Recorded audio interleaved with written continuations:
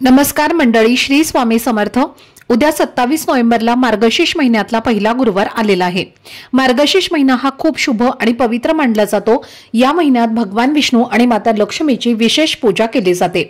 मार्गशीर्ष महिन्यातील गुरुवारी महालक्ष्मीचं व्रत केलं जातं आणि हे व्रत करणाऱ्या स्त्रियांना अखंड सौभाग्य मिळतं। देवी लक्ष्मीच्या आशीर्वादाने घरातील गरिबी, दरिद्रता आणि अडचणी दूर होतात आणि कुटुंबाची प्रगती वाढत जाते। या महिन्यात व्रताबरोबरच काही खास उपाय केले जातात। हे उपाय अतिशय प्रभावी मानले जातात आणि त्याचं फळ सुद्धा आपल्याला लवकर प्राप्त होतं। तर उद्याच्या पहिल्या गुरुवारी तुम्हाला सकाळी घरात एका विशिष्ट झाडाचं पान आणायचं आहे। हे पान आणल्याने शत्रूंचा त्रास दूर होतो, 7 पिढ्यांचं दारिद्र्य संपतं आणि अगदी कठीण इच्छा देखील पूर्ण होतात। तर हे पान नेमकं कोणत्या झाडाचं आणायचं आहे आणि हा उपाय कसा करायचा आहे याबद्दलची संपूर्ण माहिती मी एका व्हिडिओमध्ये दिलेली आहे।